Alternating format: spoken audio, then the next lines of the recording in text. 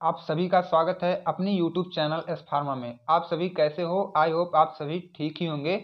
तो आज की इस वीडियो में हम बात करेंगे अपना वही बायो स्टैटिक्स। ठीक है, तो बायो स्टैटिक्स हमें पढ़ना है बी फार्म 8th सेमेस्टर में। तो बी फार्म 8th सेमेस्टर में जो बायो स्टैटिक्स सब्जेक्ट होता है ये सभी के लिए कंपलसरी होता है। तो मैं आपको सिलेबस इंट्रो करा दूं, ये क्या है, आपका ये इलेक्टिव सब्जेक्ट नहीं, ये आपका कंपलसरी सब्जेक्ट है। ओके, तो अगर आप लोगों ने अभी इंट्रो वाली पार्ट नहीं देखी है तो ये इंट्रो वाली पार्ट वाला वीडियो आप लोग जरूर देखें, जो कि आपको डिस्क्रिप्शन बॉक्स में मिल जाएगा।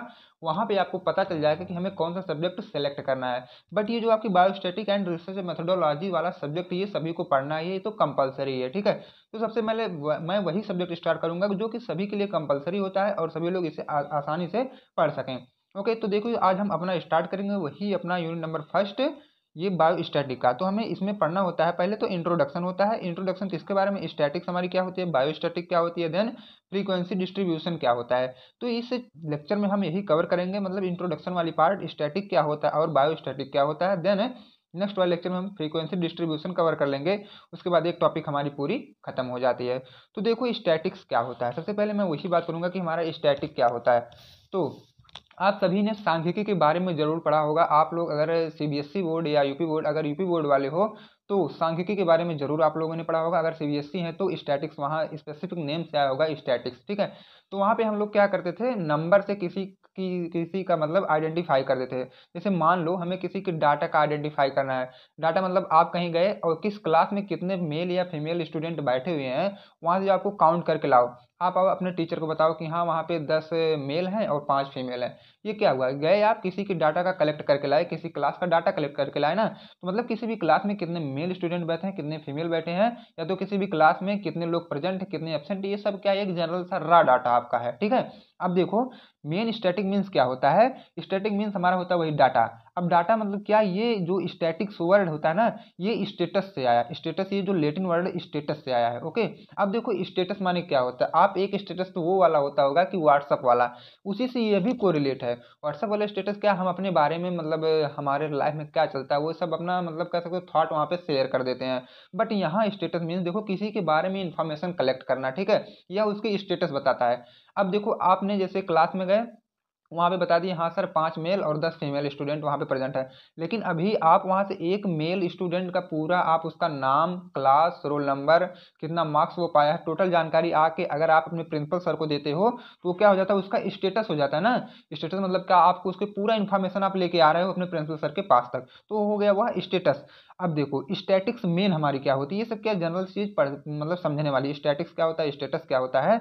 अब देखो हमारा statistics is the study of collecting, analysing and interpreting data to understand pattern and relationship. हमारी स्टैटिक्स क्या होती है, देखो हमें कोई भी पैटर्न या रिलेशनशिप समझने के लिए हम लोग क्या अपने स्टैटिक्स का यूज करते हैं। और स्टैटिक्स में हम लोग क्या करते हैं, किसी भी मतलब पर्सन क्या, या तो कह सकते हो कोई भी डाटा, हम लोग पहले उसको कलेक्ट करते हैं, उसके बाद एनालाइज करते हैं, उसके बाद उसका कंक्लूजन मतलब इंटरप्रेटिंग करते हैं। किसी भी चीज को मतलब डाटा को हम समझने के लिए यह सब इतना हम काम करते हैं। अब मान लो कि आपकी क्लास में 5-6 स्टूडेंट प्रेजेंट हैं, तो 5-6 स्टूडेंट प्रेजेंट है, सबका हो गया सेशनल। अब सेशनल में कौन कितना मार्क ला रहा है ये आपको मतलब जो आपके एचओडी सर हैं उनको तो पता होगा। ठीक है, वो मान लो ए जो था वो 30 नंबर लाया, बी जो है वो 20 नंबर लाया, सी 60, ऐसे सबका अगर क्या है 6 7 8 या 10 स्टूडेंट का एक रा डाटा आपके प्रिंसिपल सर के पास कलेक्ट हो गया।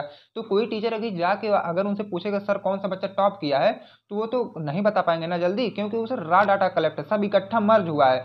अगर मैं उसी को स्पेसिफिक अलग अलग चार्ट बना के कुछ इस तरह आपको दिखाऊं, ये देखो आपका अलग अलग मैंने चार्ट बना दिया। ये देखो ABCDEF क्या है, ये स्टूडेंट नेम है और मार्क कितना पाया, ए वाला जो 30 पाया, बी वाला 20 पाया, सी वाला 60, डी वाला 70, ई वाला 80 और ये 75। ठीक है, तो ये इतने इतने मार्क्स ये पा चुके हैं।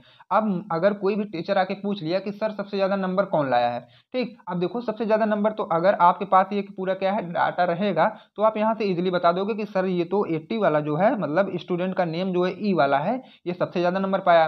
तो यह क्या हुआ, पहले सभी लोग क्या है, हम लोग इसको पूरा डाटा को कलेक्ट किए। ठीक, देखो यहाँ लिखा कलेक्टिंग, तो सबसे पहले क्या डाटा को हमने कलेक्ट किया। उसके बाद देखो अब एनालाइज करो।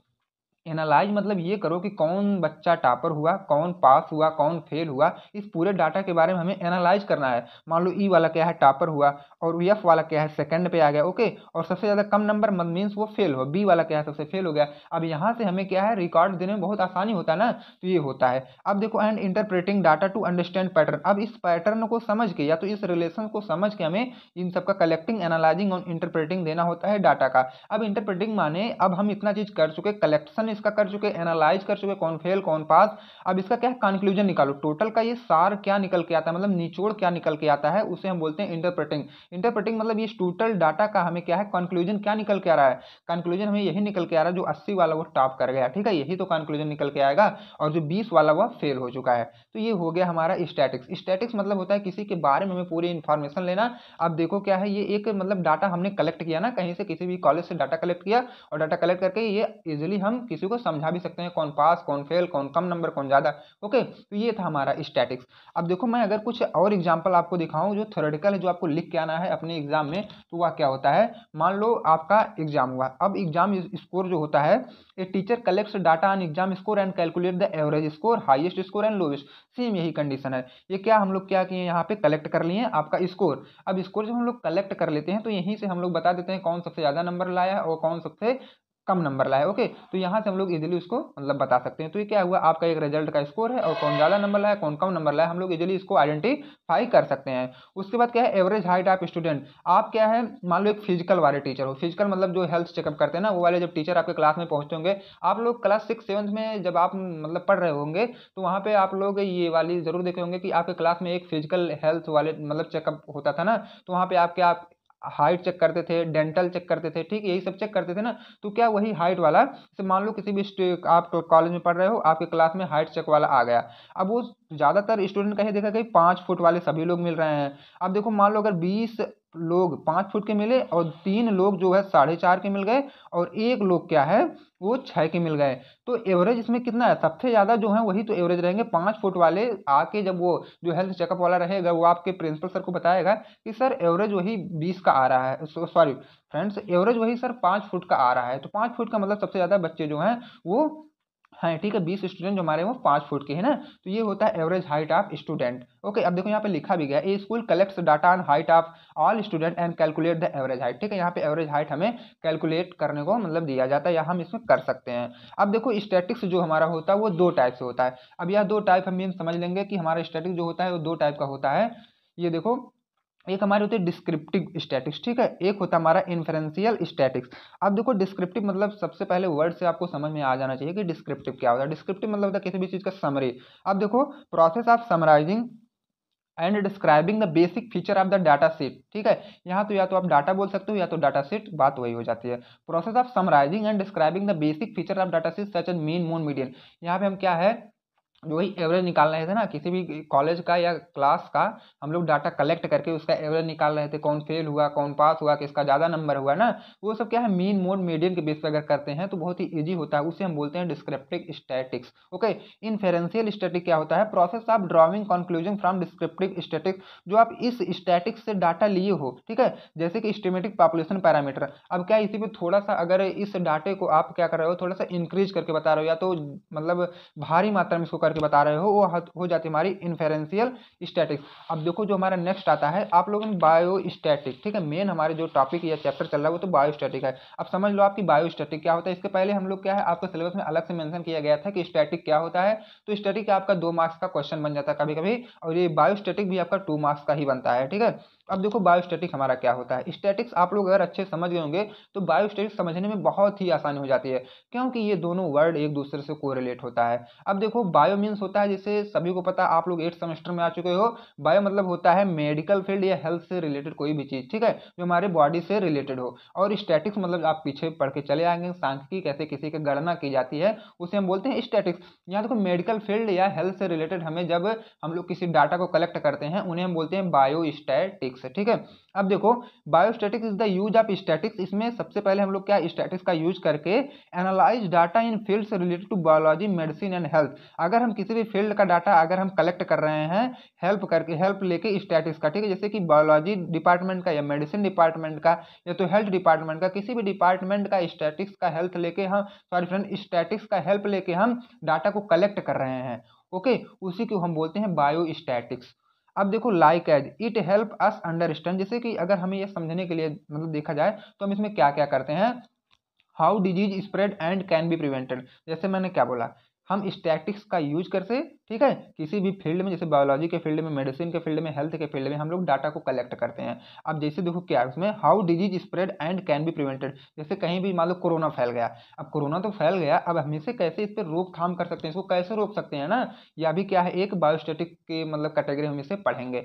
How to identify risk factor for disease, कोई भी डिजीज अगर फैली हुई है तो उसका रिस्क फैक्टर क्या है, हम इसको कैसे आइडेंटिफाई करते हैं, यहाँ भी क्या है बायोस्टैटिक के अंदर में ही आता है। अब देखो बायोस्टैटिक में आपका दो डिपार्टमेंट होता है, एक मेडिकल स्टैटिक्स, एक होता है हेल्थ स्टैटिक्स। अब देखो मेडिकल स्टैटिक्स मीन्स वही होता है, it deals with applications of statistics to the study of disease and efficacy of vaccine etc..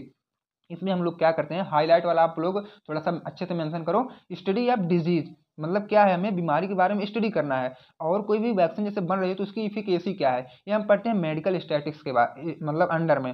और जो हमारा हेल्थ स्टैटिक्स होता है इसमें हम क्या पढ़ते हैं, it deals with application of statistical method information of public health importance. इसमें हम लोग क्या करते हैं मतलब यूज कैसे करते हैं, जो आप ऊपर पढ़े हो ना मेडिकल स्टैटिक्स, इसका हम अपने हेल्थ वाले डिपार्टमेंट में कैसा यूज करते हैं, वो सब हो जाती है हमारी हेल्थ स्टैटिक्स, कैसा डाटा बन रहा है, कितने मतलब कह सकते हो तो पेशेंट बाहर से आए, कितने गए, ये सब हमारे हो जाते हैं, ठीक। अब देखो एक आप ये भी समझो, इसमें वही होता है, जैसे मान लो अगर मलेरिया फैल गई, मलेरिया किसी भी एरिया में फैल रही है, मान लो ये इस एरिया में पूरे मलेरिया फैल गई, यहीं पे एक छोटा सा हॉस्पिटल भी है, ये छोटा सा हॉस्पिटल है और यहाँ पे मलेरिया फैल गई। अब इस हॉस्पिटल में चारों तरफ के जो पेशेंट आ रहे हैं, अब चारों तरफ के पेशेंट तो आ रहे हैं, ये तो सभी को पता हो गया।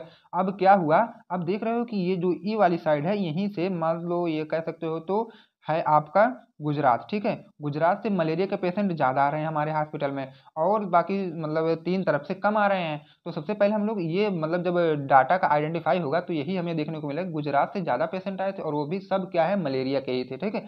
तो हमें क्या है गुजरात में मलेरिया को कैसे प्रिवेंट करना है, यह सब भी प्रोवाइड हमें मतलब नॉलेज को प्रोवाइड करना होता है, ठीक है, यही होता है हमारा ये मेडिकल स्टैटिक्स, ठीक है, और इसी से रिलेटेड हमारा हेल्थ स्टैटिक्स भी होता है। अब देखो हम इसका एप्लीकेशन या यूज हम बायोस्टैटिक का कैसे करेंगे, हम लोग क्यों बायोस्टैटिक पढ़ रहे हैं, इसका यूज वगैरह एप्लीकेशन वगैरह कहाँ होता है। सबसे पहले तो क्लिनिकल ट्रायल, आप लोगों ने फार्माकोलॉजी जरूर पढ़ा होगा और फार्माकोलॉजी में क्लिनिकल ट्रायल्स जरूर था।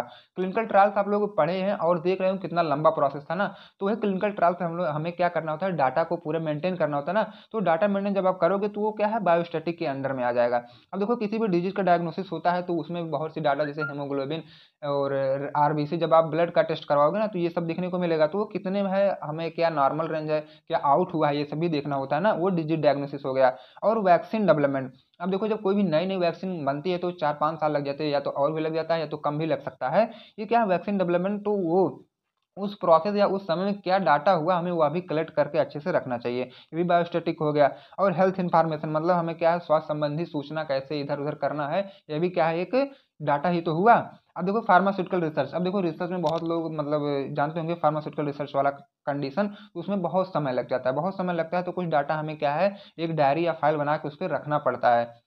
हेल्थ इकोनॉमिक्स, कौन सी मतलब हेल्थ सेक्टर में कौन कौन सी व्यवस्था हमें प्रोवाइड करनी चाहिए, वो हो गया हेल्थ इकोनॉमिक्स, इसका एक क्या है हमें डाटा मेंटेन करके पहले से ही रखना चाहिए। अब देखो मेडिकल डिवाइस डेवलपमेंट, अब देखो मेडिकल में मतलब बहुत से डिवाइस होते हैं जो हमें अलग अलग हेल्थ चेकअप करने में हेल्प करती हैं, उसका भी हमें डाटा कलेक्ट करना है। न्यूट्रिशन एंड डाइटेटिक्स, ठीक है, ये क्या है आपके न्यूट्रिशन और डाइटेटिक्स, आप इसे समझ ही रहे होंगे। और देखो ये क्या था बायोस्टैटिक के एप्लीकेशन और यूज। ओके फ्रेंड्स, तो यहाँ तक हमारा आज दो टॉपिक इस पूरे वीडियो में कवर हो चुका है। अगर आपको नोट्स चाहिए तो आप लोग टेलीग्राम ग्रुप को ज्वाइन करो, वहाँ से फटाफट नोट आप लोग डाउनलोड कर सकते हो। अब देखो हम नेक्स्ट लेक्चर में आपसे मिलेंगे तो फ्रीक्वेंसी डिस्ट्रीब्यूशन के साथ। ओके फ्रेंड, इसके बाद नेक्स्ट वाला लेक्चर हमारा होगा फ्रीक्वेंसी डिस्ट्रीब्यूशन, ये दो आप स्टैटिक बायोस्टैटिक ये कवर हो चुका है। तब तक के friend thank you, bye bye, take care.